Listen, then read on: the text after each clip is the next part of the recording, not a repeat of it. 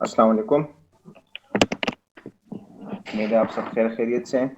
आज हम अपने लेक्चर नंबर 1 का तीसरा पार्ट करेंगे जो कि बीम डिज़ाइन है। और हम देखेंगे कि जो हमने इससे पहले डिज़ाइन किए थे स्लैब्स डिज़ाइन, उसका वेट जो बीम पे आएगा उस और बीम के अपने वेट की वजह से जो स्ट्रेसेस आ रहे हैं, सो उस सारे को कंबाइन करके हम इस बीम का डिज़ाइन करेंगे। सो लेट अस स्टार्ट। इससे पहले कि हम स्टार्ट करें, मैं थोड़ा सा आपको जो प्रीवियस हमारे पास समरी है वो भी मैं आपको थोड़ी सी रिवाइज करवा देता हूँ। तो हमारे पास एक्सटीरियर सपोर्ट्स हैं बीम के लिए, वो 9 इंच ब्रिक वॉल है। एफ प्राइम सी हमें 3 के एस आई गिवन है, एफ आई हमें 40 के एस आई गिवन है, और इसके साथ साथ हमें कॉलम डायमेंशन जो हमने एज्यूम की हैं वो है 12 इंच क्रॉस 12 इंच। थोड़ा सा फिगर की तरफ आते हैं, थोड़ा सा मैं आपको बता देता हूँ, को रिलेट करवा देता हूँ। This is the exterior supports. These are 9 inch brick walls. This is 12 cross 12 inch column, or the beams are resting on these supports. और यहाँ पे मैं एक और बात मेंशन कर दूं कि ये डिसकंटिन्यूस एंड हो गए और ये वाला एंड कंटिन्यूस है।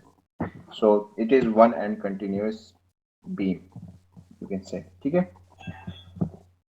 सो हम जब बीम डिज़ाइन करते हो तो सबसे पहला स्टेप हमारा ये होता है कि हम उसके साइजेस डिटरमिन करते हैं। उसका साइज़ हम निकालने की कोशिश करते हैं कि क्या किस साइज़ का बीम होना चाहिए। इसमें सबसे जो पहला क्राइटेरिया हमारे पास, वो हमें जो ACI लिमिट करता है कि उसकी मिनिमम साइज़ कितनी होनी चाहिए, वो हमारे टेबल 9.5A से मिलता है। So the minimum thickness for one end continuous beam is L/18.5। और इसके साथ साथ हमें ये कंडीशन भी देखनी पड़ेगी कि for FY other than 60,000 PSI, which is our case, हमारे पास FY 40 KSI है। सो ये वाला फैक्टर इस फैक्टर से मल्टीप्लाई होगा आगे जाके। ठीक है। सो ये दो चीजें हमने यहाँ से पिक कर ली। Minimum thickness of the beam with one end continuous should be L/18.5। अब ये L हम कैलकुलेट करते हैं कि ये क्या चीज़ है, यहाँ से इसकी क्या वैल्यूज आ रही है हमारे पास। सो ACI इस पे जो हमें गाइडलाइन देता है वो ये है कि L जो है इन दो कंडीशंस में से सब इस छोटा वाला कंडीशन है, इन दो कंडीशंस में से छोटा वाला कंडीशन है। अच्छा, अब आते हैं आगे चलते हैं। तो ये दो कंडीशंस हमने कैलकुलेट करनी है अभी।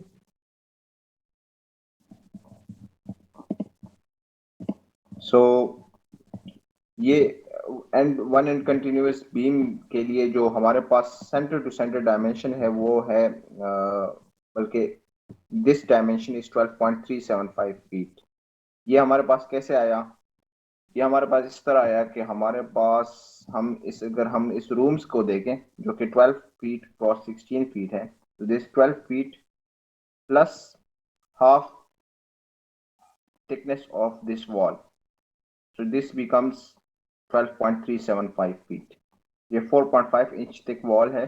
सो इसको अगर हम फीट में कन्वर्ट कर रहे हैं तो 0.375 फीट बनता है। So this dimension becomes equal to 12.375 feet. अब इसमें से हम अगर ये वाला स्पैन मालूम करना चाहें, ये clear span, the distance from the face of the column, distance from the face of the column to the face of the exterior support। सो ये डिस्टेंस अगर हम मालूम करना चाहें L जो कि LN के इक्वल है, वो किस तरह होगा? वो ये होगा कि this distance minus the half dimension of column. So ये हम इसमें से 6 इंचेस सब्ट्रैक्ट कर लेंगे। 6 इंचेस सब्ट्रैक्ट कर लेंगे तो हमारे पास ये डायमेंशन आ जाएगा 11.875। सो एक डायमेंशन हमने कैलकुलेट कर ली है। सो उससे हम अपनी कंडीशन देखते हैं। जो LN plus depth of beam, यहाँ पे हम डेप्थ ऑफ बीम एज्यूम कर रहे हैं 18 इंचेस। हम इस 18 इंचेस को आगे कैरी फॉरवर्ड भी करेंगे अपनी कैलकुलेशंस में आगे जाके, और देखेंगे कि सेटिस्फाई कर रहा है या नहीं कर रहा, लेकिन 18 inch for the time being हम यहाँ पे एज्यूम कर रहे हैं so that we can calculate the size of the beam to proceed forward. So हमने length L N plus depth of beam calculate किया जो क्या है 13.375 फीट। इसके अलावा जो दूसरी कंडीशन है वो centre to centre distance between support. So 12.375 feet already हमारे पास एक सेंटर से लेके फेस तक है इस सपोर्ट के। So what we need to do is के इसमें से सिर्फ हम ये इस हाफ ब्रिक तक हम चले जाते तो ये पूरा डिस्टेंस हमारे पास आ जाएगा। Again, this is 9 inch brick wall, so we will add 4.5 inches over here so that we can get this whole dimension from the center of the column to the center of the wall. So हमारे पास ये 12.75 feet आते हैं। Since ACI recommends के इसमें से जो हमारे पास जिसकी वैल्यू छोटी आएगी इस दो कंडीशंस में से तो वो हम सेलेक्ट करेंगे, इसलिए हम 12.75 के साथ प्रोसीड कर रहे हैं। ठीक है, अच्छा, सो डेप्थ ऑफ मिनिमम डेप्थ हम अभी कैलकुलेट कर रहे हैं 12.75 is L divided by 18.5 into the factor due to the Fy equal to 40,000 KSI. So इससे हमारे पास 6.62 inch should be the minimum depth, लेकिन ऑलरेडी जो हमने assume डेप्थ बीम की डेप्थ assume की है वो 18 इंचेस है which is greater than 6.62, so we are okay, आगे प्रोसीड कर सकते हैं हम। ठीक है, सो इस h इक्वल टू 18 इंचेस। अब d कैलकुलेट करते हैं कि d क्या चीज है। सो d is equal to generally h minus 3। अब ये -3 क्यों है? -3 में आपके पास ये clear cover transverse reinforcement bar dia plus half main bar dia, so ये ऑलमोस्ट 3 के इक्वल बन जाती हैं। सो वी रफली take it as 3। So d हमने कैलकुलेट कर लिया, d is equal to 15 inches. अच्छा, नेक्स्ट स्टेप हमारे पास हमने मालूम करने होते हैं वो सारे लोड जिसके लिए इस बीम को हमने डिजाइन करना है। सो सर्विस डेड लोड जो हमारे पास ऑलरेडी गिवन था टेबल 1.1 में वो ये है 0.0625 from the slab, 0.04 from the mud and 0.02 from the tiles. ये हमारे पास डेड लोड्स आ गए, प्लस लाइव लोड हमारे पास है 40 psf जो कि गिवन था क्वेश्चन में, और 0.04 ksf इट्स कन्वर्टेड। अच्छा, beam is supporting 5 feet slab, therefore load per running foot will be as follow। ये 5 feet आपको मैं समझा देता हूँ कि ये कैसे आया है।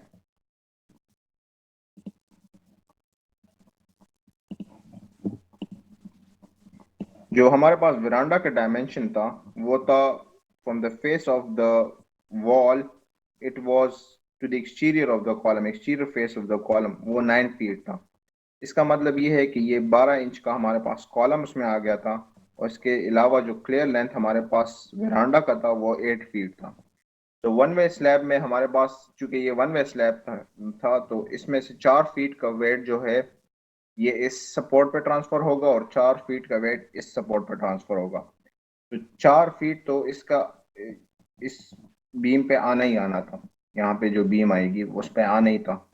इसके अलावा जो इस ये वाली डायमेंशन है 12 इंचेस, सॉरी 12 इंच का वेट भी इस पे आ गया। सो ये 4 feet इस स्लैब का weight plus 4 inches plus 12 inches इसका अपना वेट, जो बीम हम ये डिजाइन कर रहे हैं इसका अपना वेट भी इस पे आ रहा है। सो इसलिए इसने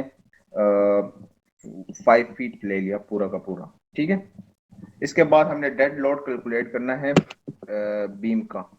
चूंकि ऑलरेडी हमने इसमें से 12 इंचेस इंटू 5 इंचेस का वेट ऑलरेडी इंकॉर्पोरेट कर दिया डेड लोड वाला। सो बीम का वेट क्या बन जाएगा? Height of web, so this is the web 18 minus the thickness of the slab will give us the depth of the web। सही है, so HW is the height of web, it is 13 inches into 12 is this dimension into gamma c unit weight। so हमारे पास 0.1625 किप fit आ गया। ठीक है, तो हमारे पास total dead load किसके बराबर हुआ? From this load, dead load coming from the slabs plus dead load of the beam. So ये हमारे पास 0.775 के फिट बन गया। अब इसके अलावा हमारे पास सर्विस लाइव लोड जो हमें गिवन था वो भी 5 फीट का ही आना था। तो इसलिए 0.04 इंटू 5 हमारे पास 0.2 के पर फिट आ रहा है लोड। सो जब हम इसको लोड कॉम्बिनेशन में डाल देते हैं 1.2 dead load plus 1.6 live load और अल्टीमेट लोड हम कैलकुलेट कर लेते हैं कि लोड हमारे पास कितना आ रहा है WU। So WU is equal to 1.2 dead load plus 1.6 live load. It is equal to 1.2 into 0.775 plus 1.6 into 0.2. It becomes equal to 1.25 kip per fit. So this is the WU जो कि हम आगे use करेंगे, इसके लिए हम design करेंगे। Step 3 हमारे पास एनालिसिस है। सो एनालिसिस में हम क्या करते हैं, हम नेगेटिव मोमेंट्स कैलकुलेट करते हैं, positive moments admit span calculate करते हैं। और चूंकि सिंपली सपोर्टेड बीम है तो एक्सटीरियर फेस पे हमारे पास मोमेंट नहीं आएगा। So let us see what happens. अच्छा, so we will refer to ACI 8.3 जो कि यहाँ मैंने शेयर किया हुआ ये इमेज, ये मैंने वहाँ से स्निप करके यहाँ पे पेस्ट कर दिया। सो आर्थर एच या ये नेल्सन की किताब में भी 396 पेज पे ये पर्टिकुलर टेबल हमें गिवन है। एट इंटीरियर सपोर्ट हमारे पास इंटीरियर सपोर्ट है, यहाँ पे देखें negative moment at exterior face of first interior support. So ये फर्स्ट से इंटीरियर सपोर्ट ही, दोनों साइड से ही फर्स्ट इंटीरियर सपोर्ट है और सिर्फ 2 स्पैन है हमारे पास। So we will use this particular coefficient. ये कोफिशिएंट सिलेक्शन हमने यहाँ से करनी है स्टेबल ACI 8.3.3 से। So we will take WLN square by 9 for negative moment. वो हमने कैलकुलेट कर लिया है। So we get 235 inch kip in as a moment. Negative moment हमारे पास ये आ गया। Positive moment admit span जो कि तो उसके लिए जो हम कोफिशिएंट यूज कर रहे हैं 1/11 वो हमारे पास है end span discontinuous and unrestrained। तो ये हमारे पास ये कंडीशन है। सो WLN स्क्वायर बाय 11 हमारे पास ये आ गया। ठीक है, negative moment at other faces of interior support, so we don't have that. So अच्छा, क्योंकि हमारे पास, अच्छा अब हम आगे जाते हैं। तो ये हमारे पास मोमेंट्स कैलकुलेट हो गए। इसके अलावा हमने शेयर भी कैलकुलेट कर देना है। यहाँ पे share eight interior support negative, हमारे पास हाँ, shear in end members at face of first interior support. So this is also given as 1.15 WULN by 2. तो वो हमने कैलकुलेट कर लिया 8.54। फिर इसके अलावा हमने क्रिटिकल डिस्टेंस D भी कैलकुलेट करी है। मैं आपको अभी बताता हूँ कि क्रिटिकल डिस्टेंस D ये 1.25 फीट कैसे बनता है। अगर 15 इंचेस को हम फीट में कन्वर्ट कर लें तो 1.25 बन जाएगा। ठीक है, सो वो हमने इसमें सब्ट्रैक्ट कर दिया। So the critical shear VU at interior support is 6.97 kips. ठीक है, इसी तरह हमने एक्सटीरियर सपोर्ट के लिए भी share at face of all other supports is WLN by 2। सो वो भी हमने कैलकुलेट कर लिया, 7.42 वो आ गया। और WU हम जब शेयर डिजाइन करेंगे तो ये वैल्यूज हम यूज करेंगे। सो WU भी हमने कैलकुलेट कर दिया है at distance D from the face of the support. ठीक है, ये distance D equal to 1.25 feet. यहाँ पे इस फिगर में सब कुछ क्लियरली बताया गया है। ठीक है, so this is dead load WU। इसके अलावा हमारे पास कोफिशिएंट्स आ गए शेयर के यहाँ पे, सो वो हमने लिखनी है। इसके बाद हमने शेयर डायग्राम बना दी इसकी, और इसके बाद बेंडिंग मोमेंट डायग्राम। सो यहाँ पे 0 है क्योंकि जो हमारे पास सपोर्ट कंडीशंस है वो मोमेंट को रेजिस्ट ही नहीं करती सिंस, सो यहाँ पे मोमेंट ज़ीरो आएगा, और जहाँ पे ये सपोर्ट मोमेंट को रेजिस्ट कर रही हैं वहाँ पे मोमेंट आ रहा है हमारे पास। अच्छा, अब हम फ्लेक्सुरल डिज़ाइन की तरफ जाते हैं। Now we will start the design के फ्लेक्सुरल डिज़ाइन हम कैसे करते हैं पॉजिटिव मोमेंट के लिए।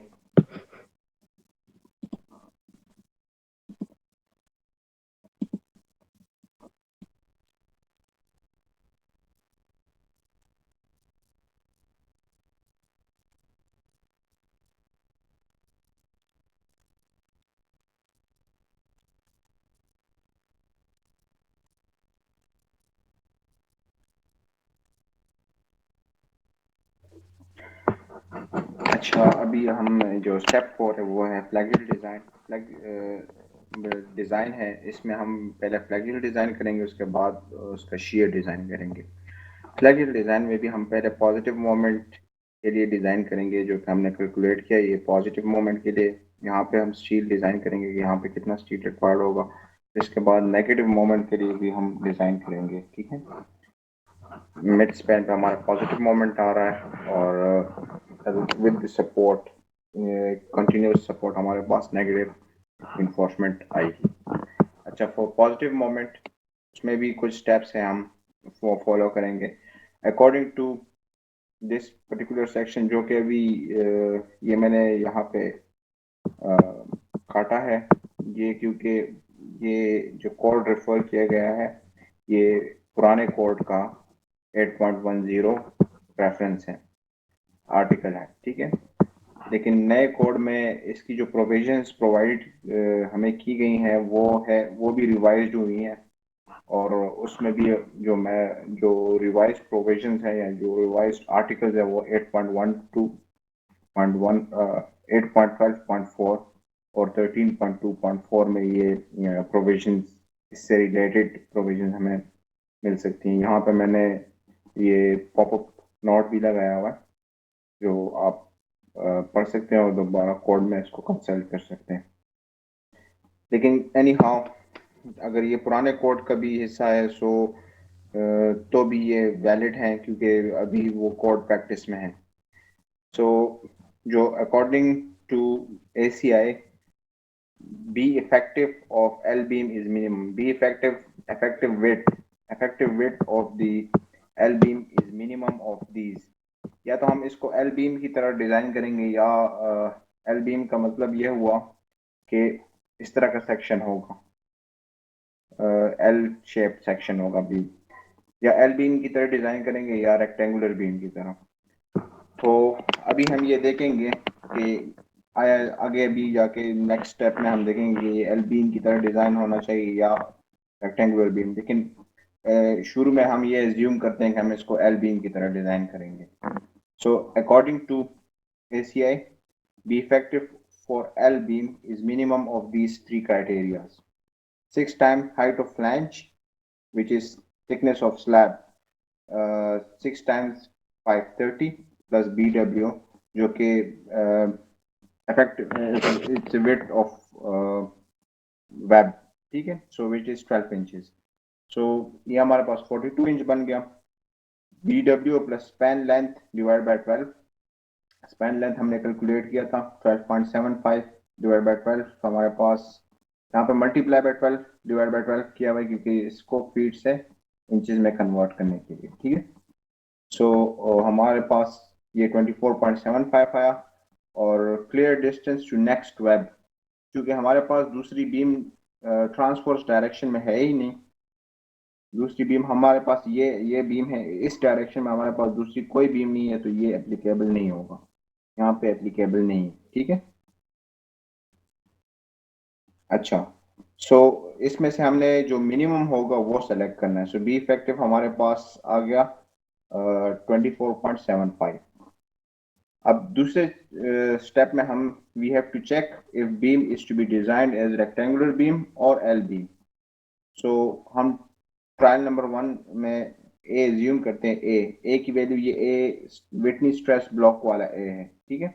सो ए एच एफ के बराबर एज्यूम करते हैं, देखते हैं कि ए की वैल्यू क्या आती है, एस की वैल्यू क्या आती है, फिर उससे हम दोबारा आइट्रेट करके रिकैलकुलेट करके देखेंगे कि ए की वैल्यू अगर एच एफ से बड़ी आती है या एच एफ के इक्वल आती है, so we will design that as L beam. लेकिन अगर उससे छोटी आती है तो we will design it as rectangular beam. ठीक है, तो एस की वैल्यू हमने कैलकुलेट की using a equal to h F.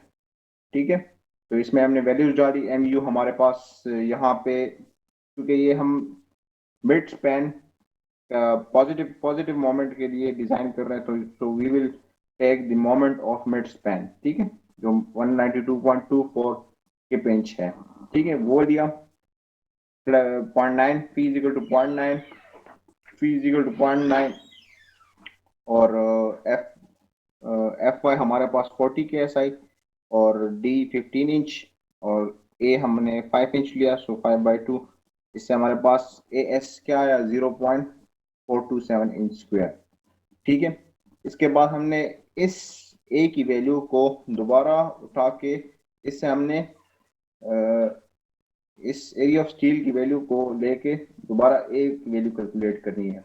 वो हमारे पास जो फॉर्मूला है वो है वो हम इक्विलिब्रियम कंडीशन से लेते हैं कि tension is equal to compression, और उससे फिर ये वाली एक्सप्रेशन डिराइव करते हैं।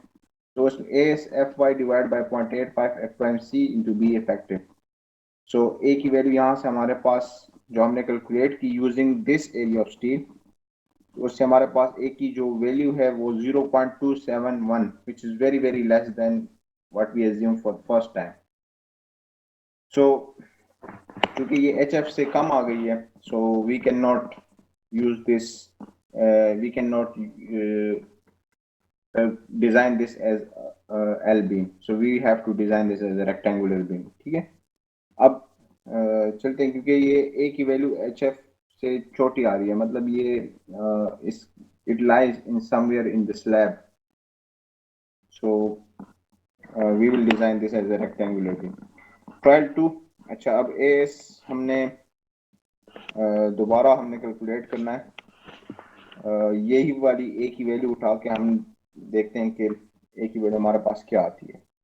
सो उसमें हमने कैलकुलेट कर लिया है 192, वही positive moment, positive maximum moment वो आ गया हमारे पास। इसमें हमने बाकी वैल्यूज प्लग इन की, ये पॉइंट ए इक्वल टू 0.27 यहाँ से उठा के हमने यहाँ प्लग इन किया, और ए एस की वैल्यू हमने कैलकुलेट की 0.358।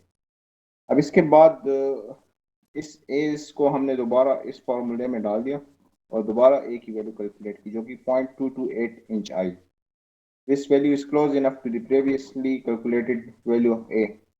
This is close enough in terms of कि 0.27 और 0.22 0.23 में इतना खास फर्क नहीं है, so we will say assume this to be okay. ठीक है, सो एस हम ये वाला यूज करेंगे अभी। ये इसको आप और फर्दर भी आइट्रेट कर सकते हैं, अगर आप फॉर आपके पास टाइम हो, फ्री टाइम में आप दोबारा इसको आइट्रेट करें, देखें कि एस की वैल्यू कहाँ तक हम एक्यूरेटली मेजर कर सकते हैं। ठीक है, क्वांटिफाई कर सकते हैं इसको। नेक्स्ट स्टेप में हम चेक करते हैं कि मैक्सिमम और मिनिमम रिफोर्समेंट की रेंज में ये वाली एस की वैल्यू आ रही है या नहीं आ रही। तो एस मैक्स का जो फॉर्मूला है वो हमारे पास कोड में भी गिवन है, लेकिन यहाँ पे मैं आपको बता देता हूँ, 0.85 इंटू 0.85 एफ प्राइम सी और F Y into 0.0003 divide by this. ये एक्सप्रेशन ये आप अपने प्रीवियस कोर्सेज में भी पढ़ चुके होंगे, जब यहाँ पे हम एनालिसिस करते हैं या बीम को चेक करते हैं, डिज़ाइन करते थे, वहाँ पे ये एक्सप्रेशन काफ़ी हमने यूज़ किए रॉ मैक्स कैलकुलेट करने के लिए। तो रॉ मैक्स की वैल्यू जो हमारे पास आई वो 0.0203 है। ठीक है, अच्छा, सो मैक्सिमम लिमिट से तो ये नीचे है, ठीक है, इट्स गुड। लेकिन अभी एस मिनिमम भी हम चेक करते हैं कि एस मिनिमम का, एस मिनिमम किसके इक्वल है। एस मिनिमम हमारे पास इक्वल है it is equal to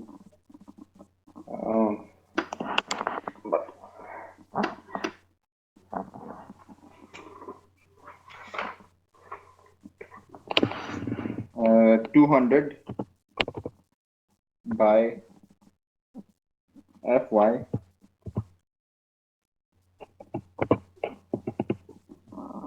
into 200 by fy। अच्छा दोबारा करते 200 by fy into bd। b this b is width of the flange और d ये वैल्यू आ गई। इससे जो हम कैलकुलेट करेंगे ये 0.005 आता है।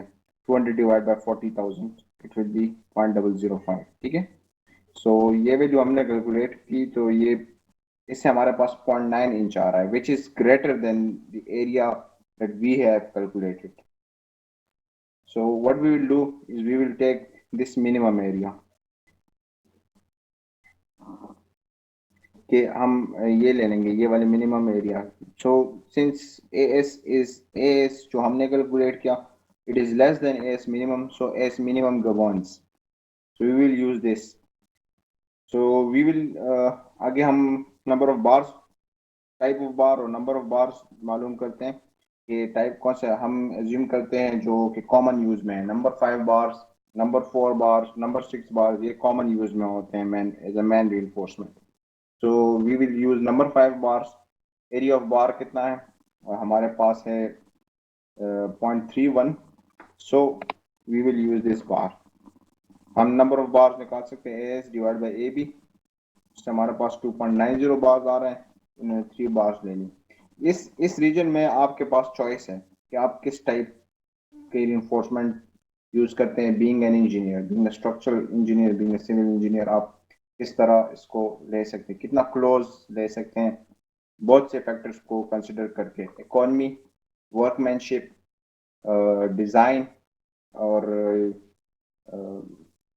बिहेवियर ऑफ द स्ट्रक्चर उसको भी देख सकते हैं हम। ठीक है, सो ये एरिया मैं आप पे छोड़ देता हूँ कि आप इसको किस तरह डिज़ाइन करते हैं। So what we needed to calculate was S minimum. यहाँ पे अगर आप अभी सिलेक्शन ऑफ जो स्टील इन्फोर्समेंट है वो बीइंग एन इंजीनियर यही चीज़ हमने सीखनी होगी कि जब हमारे पास एस मिनिमम ये एस जो हमें रिक्वायर्ड है वो आ गया, उसके बाद हम किस टाइप के बार्स यूज़ कर सकते हैं, किस तरह की यूज़ कर सकते हैं। सो इन्होंने 3 बार्स कैलकुलेट की, फिर 4 बार डाल दी। 4 ऑल्दो कंजर्वेटिव वैल्यू है लेकिन इट्स ओके। अच्छा, अब नेगेटिव इंटीरियर मोमेंट कैलकुलेट करते हैं जो सपोर्ट पे हमारे पास मोमेंट आएंगे, तो वो है नेगेटिव। अच्छा, अब उसमें भी हमारे पास कुछ स्टेप्स हैं, उसमें भी हम चेक करते हैं। बी डब्ल्यू हमारे पास 12 है, instead of B W is equal to 12 instead of B effective for calculation of A because of flange is in tension. ठीक है, फ्लैंज में भी टेंशन आ रही है क्योंकि ए की वैल्यू बहुत छोटी है। एम यू हमारे पास 235 इंच है जो कि नेगेटिव इंटीरियर मोमेंट हमने ऊपर कैलकुलेट किया था उसकी वैल्यू है। B W is 12 inches, H is 18 inches, D is 15 inches. हम पहला ट्रायल करते हैं, देखते हैं कि हमारे पास एस की वैल्यू क्या आती है। ए की वैल्यू यहाँ पे हम एज्यूम करते हैं एस 0.2 डी। ये आप फॉर स्टार्टिंग किसी भी प्रॉब्लम को अप्रोच करने, डिज़ाइन प्रॉब्लम को अप्रोच करने के लिए आप 0.2 डी से स्टार्ट कर सकते हैं। It is a very good approximation for starting. S हमने कैलकुलेट किया, we just plugged in the values और हमारे पास एस आ गया 0.484। उसके बाद हमने उसी एस को दोबारा लिया और उससे ए मालूम करने की कोशिश की और चेक किया कि ये कितना क्लोज हम जा सकते हैं। तो 1, 2 या 3 ट्रायल्स में आपके पास एक्यूरेट वैल्यू आ जाएगी। ठीक है, और अगर आपके पास जो एस आ रहा है वो ऑलरेडी एस मिनिमम से छोटा आ रहा है, सो दिस मीन्स के एस मिनिमम हमें प्रोवाइड करना पड़ेगा। ये क्यों हमारे पास एस मिनिमम से छोटा हो रहा है, क्योंकि हमने जो डायमेंशंस ली हुई है एच की जो डायमेंशन ली हुई है, जो एच और डी, ये काफ़ी बड़ी ली हुई है। So these are actually making the difference. अगर ये हम थोड़ी डायमेंशन ले लेते हैं तो हमारे पास शायद ये वैल्यूज थोड़ी बड़ी आ जाती।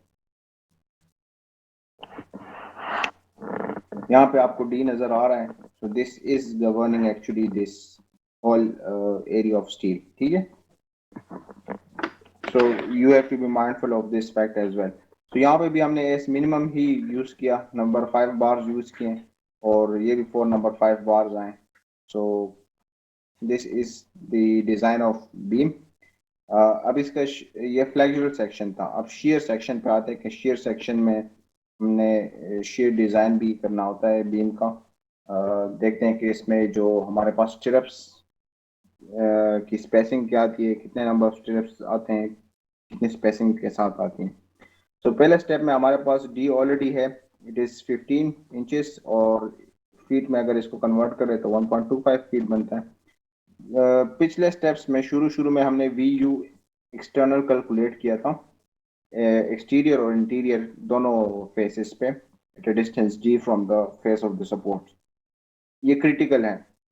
तो यहाँ पे हम चेक करेंगे कि अगर 5VC की वैल्यू जो है वो VU से बड़ी है तो थियोरेटिकली हमें शेयर इन्फोर्समेंट की ज़रूरत नहीं पड़ती। 5VC की वैल्यू हमारे पास क्या है? This is the capacity, shear capacity of the beam. So 5.75 लेंगे,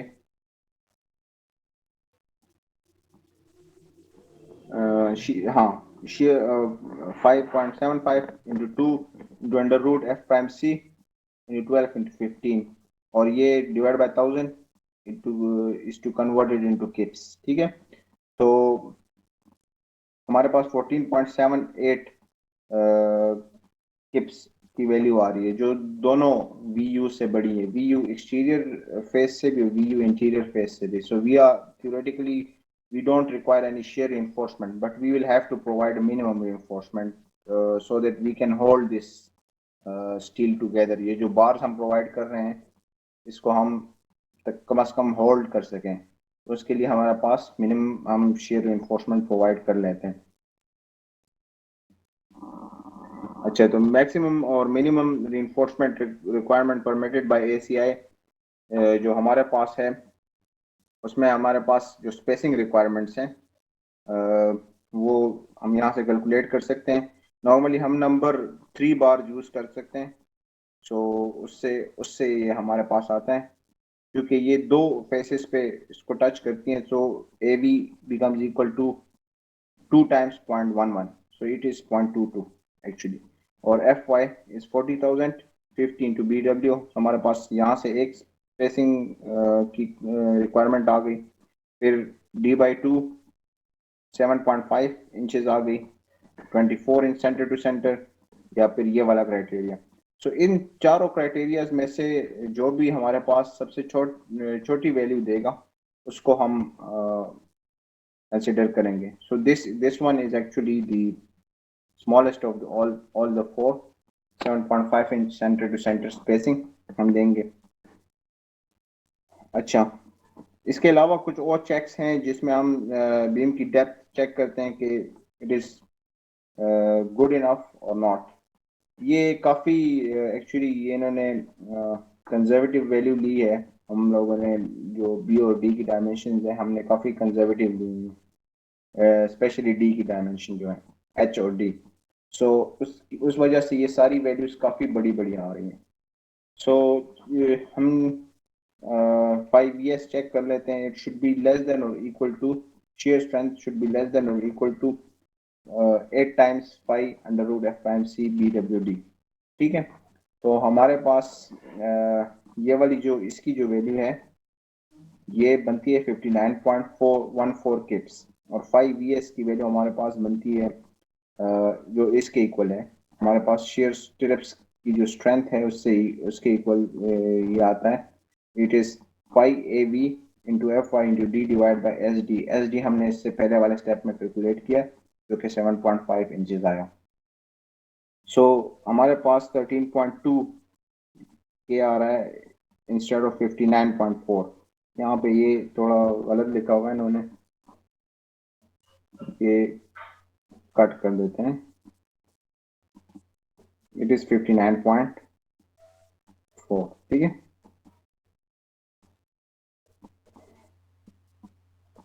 अच्छा, चेक फॉर स्पेसिंग, इसके अलावा so depth is okay. If अगर अगर ओके ना आता, so we had to increase the depth. फिर वो जो एच था, या अगर सपोज ये कंडीशन सेटिस्फाई ना होती, तो आपने डेप्थ डी या और एच बढ़ा देना था। Check for spacing given under maximum spiral spacing requirement of ACI. 5 years हम चेक करेंगे कि वो अगर वो इससे छोटा आता है इस पर्टिकुलर क्वांटिटी से, सो हम स्पेसिंग जो होंगे मैक्सिमम स्पेसिंग रिक्वायरमेंट्स दे सकते हैं, ठीक है। सो इसकी वैल्यू हमारे पास कैलकुलेट करके 29.57 आ रही है इस कंडीशन की, और ऑलरेडी हमारे पास 13.2 चिप्स हमने कैलकुलेट किया 5 ES, so it is also smaller than, so therefore spacing given under maximum spacing requirement of ACI is okay, otherwise reduce spacing by half। अगर ये सपोज ये क्राइटेरिया सेटिस्फाई ना होता, तो इस स्पेसिंग को हम रिड्यूस करके 3.75 इंचेस कर लेते, ठीक है। So we can provide number 3 bars 2 legged at 7.5 inch centre to centre, ठीक है। ये ये जो ए वी है